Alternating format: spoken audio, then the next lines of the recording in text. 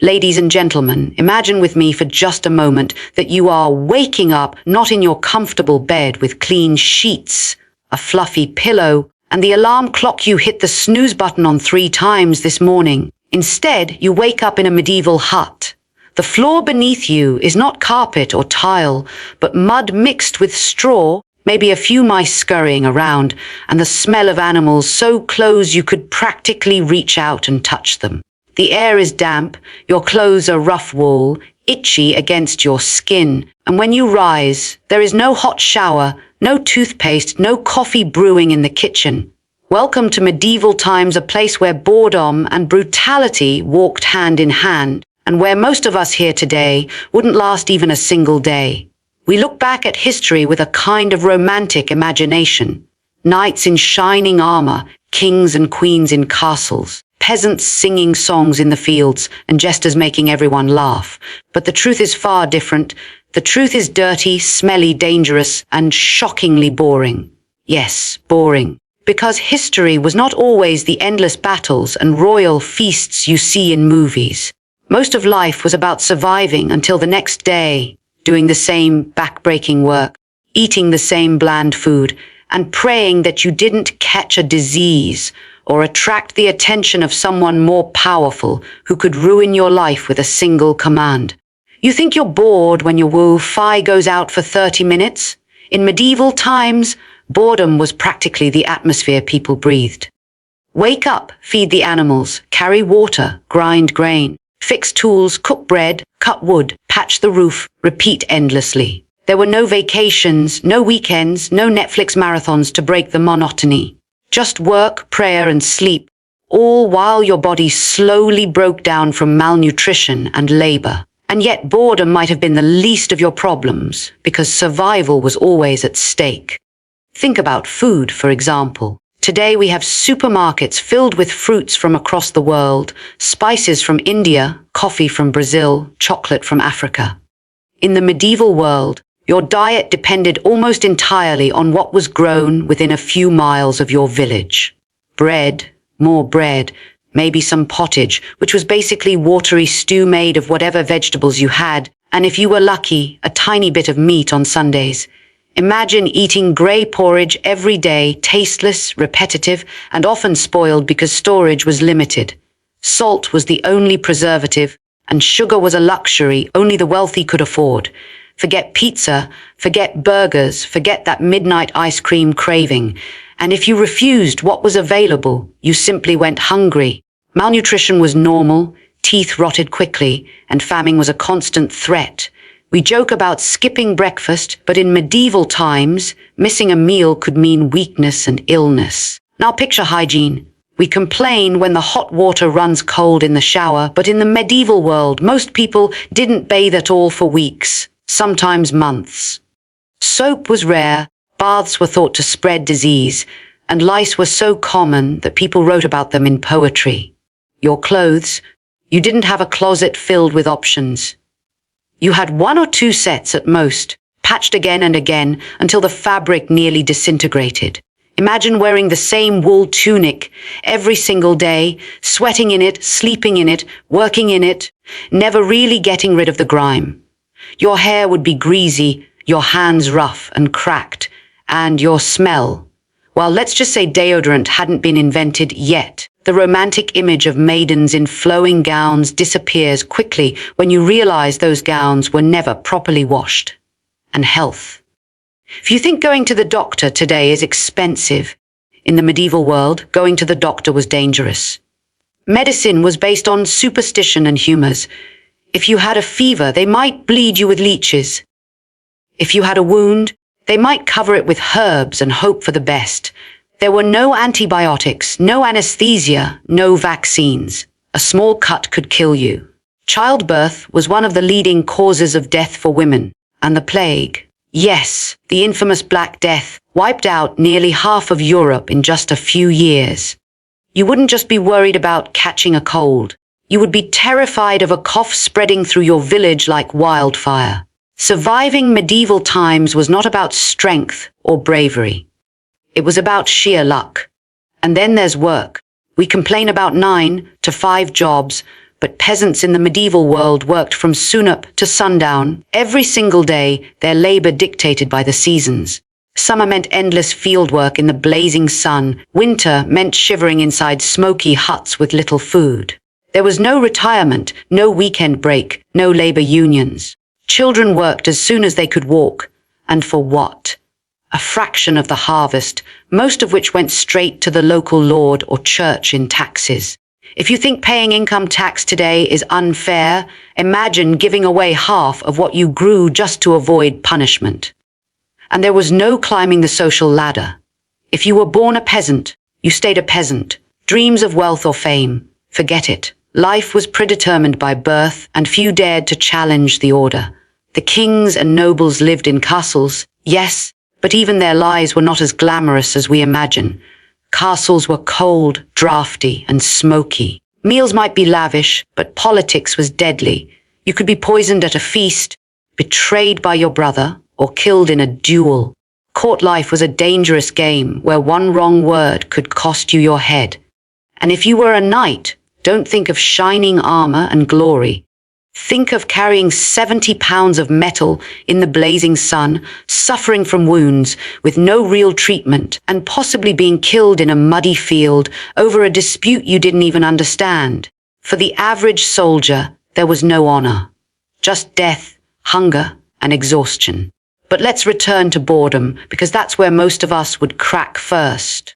Imagine no books except for a rare Bible in Latin, which you couldn't even read because literacy was nearly non-existent for common people. Entertainment meant listening to wandering storytellers or singing repetitive folk songs. There were no movies, no video games, no sports leagues. Festivals came maybe a few times a year, and those were brief distractions before the grind began again. Life was a cycle of monotony, broken only by occasional terror, raiders, disease, war, or famine. That was the rhythm of medieval existence. And even your home would be alien to you. Imagine one single smoky room, shared by the whole family and sometimes the animals, with no privacy, no furniture except maybe a stool or bench, and a fire in the middle of the floor for cooking. The smoke choked your lungs, the cold seeped through the walls, and rats nibbled at your grain at night. You would not be scrolling on your phone before bed. You would be lying awake listening to the howling wind and praying your roof didn't collapse. Now, here's the twist. While medieval life was difficult, boring, and deadly, people back then thought it was perfectly normal. They didn't know what they were missing. They didn't complain about no Wi-Fi because Wi-Fi didn't exist. They didn't crave pizza because they had never tasted it. Their idea of joy was a good harvest, a safe childbirth, or a festival with a little extra meat and all, and maybe that's where we can learn something. We look back and say, I could never live that way. And we're right. We probably wouldn't last a day, but they did. They survived, they endured, and they even found moments of laughter and love in the midst of the hardship. So maybe when we call history boring, when we fall asleep in class hearing about kings and castles, what we're missing is the brutal reality that life back then was a test of endurance every single day. You wouldn't last in medieval times, not because you're weak, but because you've been blessed to live in a world where comforts are so abundant you can't even imagine life without them. Running water, medicine, entertainment, electricity, these are miracles our ancestors would not believe. History may seem boring, but if you were thrown into it, it would be the most terrifying, exhausting, and humbling experience of your life. So next time you're tempted to complain about a slow day, a boring class, or a minor inconvenience, just imagine a medieval morning waking up on a straw floor, hungry, dirty, and praying for survival. History is not boring. It is a reminder of how far we've come and how fragile life once was. And it is a challenge to never take today's comforts for granted. Imagine waking up in medieval times on a freezing morning in December. The air bites your skin as soon as you open your eyes, and there's no thermostat to adjust, no heater to click on. The only warmth comes from the fire that has long since gone out in the middle of the night. And now you must stumble through the dark to coax a few embers back to life with damp wood and a bit of straw. Your breath comes out in clouds, and your hands are already numb before the day has even begun. If you're lucky, you might have a blanket made of coarse wool, but chances are the cold creeps through it anyway. And when you rise, you don't change into fresh clothes, because you don't have fresh clothes. You wear the same heavy tunic, the same rough undergarments, and the same shoes, if you even own shoes, that are worn thin at the soles. You don't think about fashion or style, you think about not freezing to death before the spring arrives. Breakfast, if you can call it that, is usually stale bread soaked in weak aal or watered down milk. Forget cereal, eggs, or coffee. Coffee hadn't even reached Europe yet. The day begins with a gnawing hunger, and you hope you can quiet it enough to push through the endless labor ahead. For a peasant, every single day is consumed with work. The fields demand attention no matter the weather. You plant in spring, weed in summer, harvest in autumn, and try to survive the winter. Your tools are primitive, your hands blistered and cracked, your back bent from endless bending and lifting. If it rains too much, your crops rot. If it rains too little, they wither. A single season of bad weather can mean starvation. There are no grocery stores to fall back on, no safety net of government aid. If your land fails, you fail, and your family suffers alongside you. And yet, as hard as you work, much of what you grow or produce doesn't even belong to you. The local lord demands taxes, often in the form of grain or livestock. The church demands tithers. If you protest, you face punishment, possibly even violence. The system is rigged against you, and yet you accept it because that is the way of life.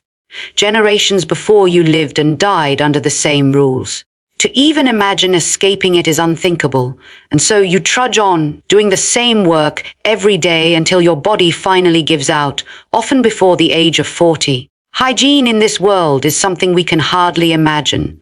The dirt is constant. Your feet are caked in mud, your fingernails blackened, your hair greasy. Bathing is rare because clean water is scarce, and there is fear that bathing too often makes the body vulnerable to illness. Instead of soap, you might use sand or ashes to scrub, but it only does so much. Your teeth, if you still have them, are worn down by gritty bread baked with bits of stone from the grinding mill. Tooth decay is rampant, and tooth-aches are agonizing with no relief except pulling the tooth out with crude tools. The smell of the village itself would be overwhelming to us. Human waste was often thrown into the street. Animals roamed freely, leaving droppings everywhere, and the air was thick with smoke from countless fires burning peat or wood. Imagine walking through a medieval town, narrow streets, mud sucking at your shoes, pigs snuffling in the gutters, beggars lining the walls, and the constant risk of disease lurking in every corner. And then there's medicine, or rather the lack of it. Today, if you get a fever, you take some medicine and rest. In medieval times, a fever might be treated with bloodletting, cutting your veins open to drain the so-called bad humors. If you broke a bone, it might be set badly and leave you crippled for life. Surgery was performed with no anesthesia, no sterilization, and no real understanding of infection. Imagine lying on a wooden table, screaming in agony as a surgeon cuts into you with a rusty knife while holding you down. Death from even the simplest injuries was common. A child could die from a scratch that became infected. Women faced terrifying odds in childbirth. And when plague came, when sickness spread like wildfire, there was nothing anyone could do but pray. Entire villages were wiped out. Families abandoned their loved ones to save themselves. The Black Death killed millions, and it returned again and again, each time sweeping through towns like a nightmare. We might imagine that the wealthy lived better, and in some ways they did. Nobles had more food, better clothing, and larger houses. But even their lives were not free of hardship. Their castles, while impressive from the outside, were cold, drafty, and often filled with smoke from open hearths. Windows were small and covered with oiled cloth instead of glass. Rats and fleas still plagued them, and while their meals might include more variety, meat, spices, and wine, They too lacked any understanding of nutrition. Many nobles suffered from gout, rotten teeth, and poor health because their diets were so imbalanced. And the politics of nobility were brutal. Imagine never knowing if your friend at the table would turn on you tomorrow, or if your cousin might poison your wine to seize your lands. Power came with constant danger. Kings could be overthrown, nobles betrayed, alliances broken. Living in luxury meant living in fear. And what about justice? We take for granted today the idea of trials, rights, and evidence. In medieval times, justice was often decided by superstition or sheer power. If you were accused of a crime, you might be subjected to trial by ordeal, plunging your hand into boiling water, carrying hot iron, or being thrown into a river. If you sank, you were innocent. If you floated, you were guilty. Punishments were brutal and public. Thieves might have their hands cut off. Murderers could be hanged, drawn, and quartered. Even minor offenses could lead to beatings or humiliating punishments in the stocks. Imagine standing in the town square, hands and head locked in wooden boards, while people threw rotten food at you and mocked you. There was no appeal, no lawyer to defend you, no presumption of innocence. Power and reputation mattered more than truth. Religion was everywhere, shaping every aspect of life. The church was the center of the community, controlling not only spiritual life, but also education, morality, and even politics. Most people couldn't read, but they learned through sermons, paintings, and stained glass windows. Heaven and hell were not abstract concepts. They were terrifying realities believed to be just beyond the veil of death. People lived in constant fear of damnation, and this fear controlled their behavior. Pilgrimages, relics, indulgences. These were all ways the faithful sought to secure their salvation. But religion was also a tool of control, and dissent was dangerous. To question the church was to risk being branded a heretic, and heretics were often burned alive. Imagine living in a world where even your thoughts could condemn you. Children in this world had no childhood as we know it. As soon as they could walk, they worked, herding animals, carrying water, helping in the fields. Play existed, but it was simple and rare. Toys were handmade from scraps of wood or cloth. Education was nearly non-existent for peasants. Reading and writing were privileges reserved for the clergy and the nobility. Most people lived and died without ever holding a book. Their knowledge of the wider world was limited to the stories told by travelers or the sermons delivered by priests. The universe was small, confined to the village, the fields, and the church. And what about women? For women, life was often even more constrained. Marriage was rarely about love. It was about survival, alliances, or property. Girls could be married off as teenagers to much older men. Their lives revolved around childbirth, household labor, and obedience. They had little to no legal rights, and their voices were often ignored. For noblewomen, the stakes were different but still high. Managing estates, producing heirs, navigating the dangerous waters of court politics. Freedom, as we understand it today, was almost unimaginable. Let's not forget war. When war came, it came brutally. Armies swept across the land, burning villages, seizing crops, and leaving famine in their wake. Battles were bloody, fought with swords, axes, and arrows. Armor was heavy and suffocating, weapons crude and lethal. And war was not glorious. It was muddy, chaotic, and filled with suffering. After the armies moved on, the peasants were left to pick up the pieces, fields trampled, homes destroyed, families torn apart. And this could happen at any time with little warning. Even travel, something we enjoy freely today, was nearly impossible. Roads were rough, bandits lurked in forests, and few people ever ventured more than a few miles from their birthplace. To journey far was to risk your life. The world was small, closed in, and isolated. The horizons were narrow, and dreams of adventure were often crushed by the reality of survival. And through all of this, boredom remained the backdrop. The same work, the same meals, the same routines. Life was repetitive and limited, punctuated only by brief bursts of celebration or terror. Festivals might bring music, dancing, and feasting, but they were rare and fleeting. Most of the time, life was quiet, monotonous, and exhausting. And yet it was in this world that our ancestors lived, loved, struggled, and carried on. They endured what we cannot imagine, and in their endurance, they laid the foundation for the world we live in today. Imagine yourself not as a visitor to medieval times, but as someone born into it, waking not with curiosity, but with the dull ache of routine. The day begins before dawn, not because you choose to, but because the rooster crows and there is work to be done. Sleep is never restful. You share your bed with family members, sometimes with livestock to keep warm, and the constant itching of lice reminds you that peace is a luxury.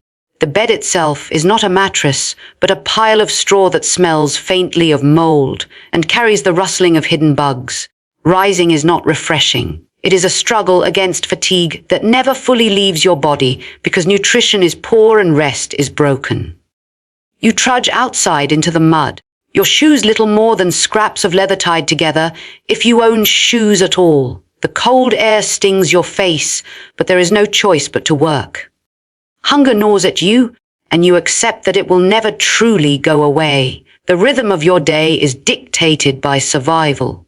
You must collect water from the well, carry it back on aching shoulders, tend to the animals, and then begin the relentless tasks of farming. The plow is heavy, the soil hard, and your hands blister and crack as you force life out of the earth. Each seed you plant is a prayer because you know that the harvest will not belong entirely to you. The Lord will take his share, the church will take its tithe, and what remains will be divided among your family. Each season is a gamble with fate, and you live with the constant fear of famine. When rains fail, when frost comes too early, when pests devour the crops, despair follows. There are no supermarkets, no reserves, no emergency supplies from another country. Hunger becomes a shadow that stalks your family year after year. For meals, you eat what you must, not what you desire. Bread that is coarse and hard, porridge that tastes of nothing but grain and water, perhaps a few vegetables if the garden yields well, and on rare days, a small piece of meat that feels like a feast. You eat quickly, silently, because food is too precious to waste in talk. Your teeth, already yellowed and decayed, ache with every bite, but there is no dentist to ease the pain. If a tooth rots, you either endure the agony or pull it out yourself, risking infection. The thought of sweets, of spices, of variety is beyond imagination. Life is fuel, not pleasure. Hygiene is almost non-existent. Water is precious, and to bathe in it is seen as wasteful, even dangerous. Your body is coated with sweat, grime, and smoke from the fire that fills your hut with choking air. The smell is constant, embedded in your clothes, your skin, your hair. Lice crawl across your scalp, fleas bite at your legs, rats scurry across your floor at night. You accept it because everyone else lives the same way. To live without filth is unthinkable because cleanliness belongs to heaven, not earth. Disease lurks everywhere. A cough could be the beginning of death. A wound from a rusty tool might fester until fever consumes you. There is no hospital, no antibiotics, no knowledge of germs. Instead, you turn to herbs, prayers, and charms. Sometimes they work, sometimes they do nothing. When the plague comes, you know it by the smell of death in the streets, the sudden silence of neighbors, the black boils that appear on skin. You cannot fight it. You can only bury the dead quickly and hope it does not take you next. The justice of the world is cruel and swift. If you are accused of theft, even wrongly, you might find yourself in the stocks, your face pelted with rotten food, your dignity stripped away. If the accusation is worse, trial by ordeal may decide your fate.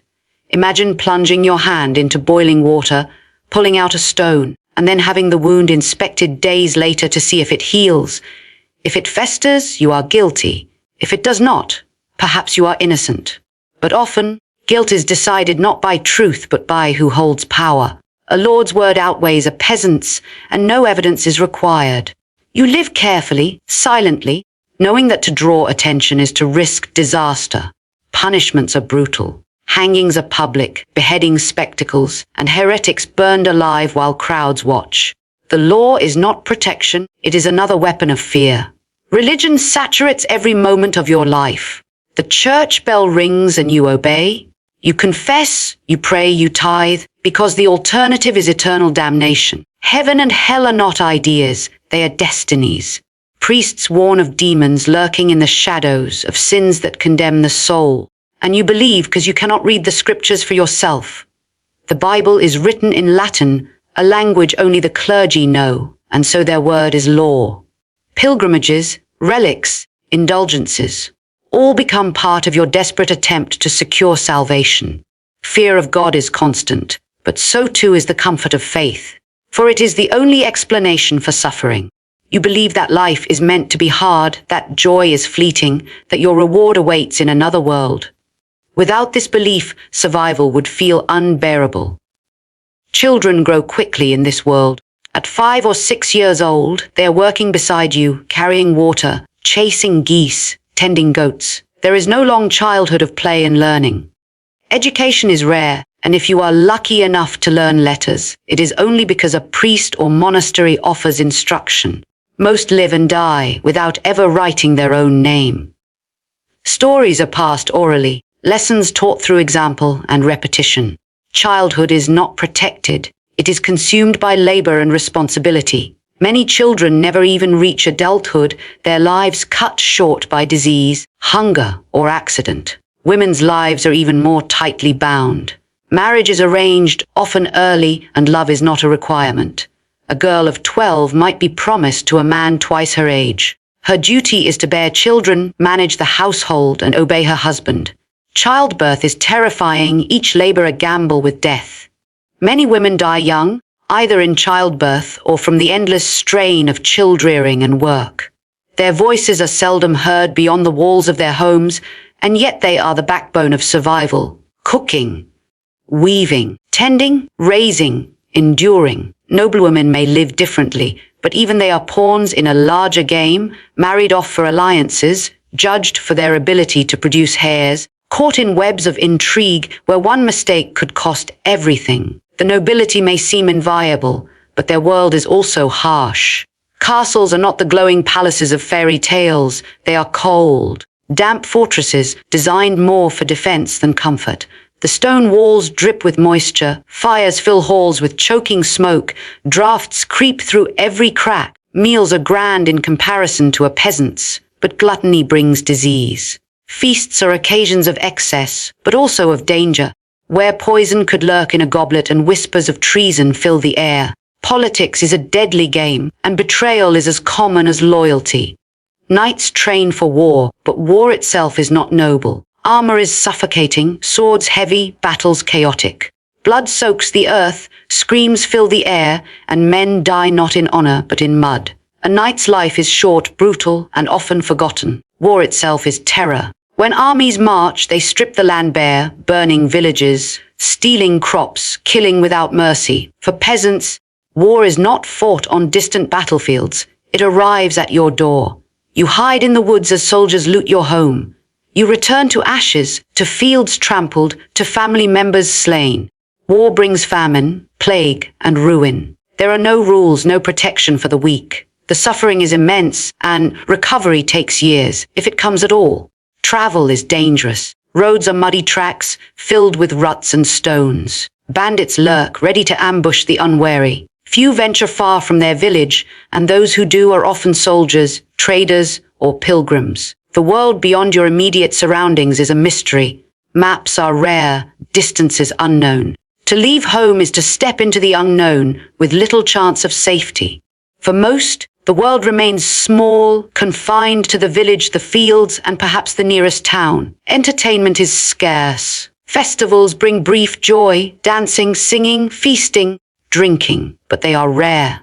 Most days are filled with work, exhaustion, and silence. Storytelling offers escape, as does music, but instruments are simple, songs repetitive. The boredom is relentless, a grey backdrop to the hardship. You do not dream of adventure, because adventure belongs to songs and legends, not to you. You dream only of surviving the winter, of having enough food, of avoiding illness. And yet, through all of this, life continues.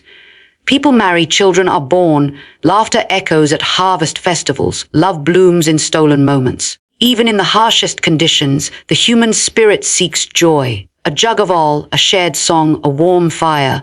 These are treasures. You find happiness where you can, not because life is easy, but because it is fleeting. Each day is uncertain, and so each moment of light is precious.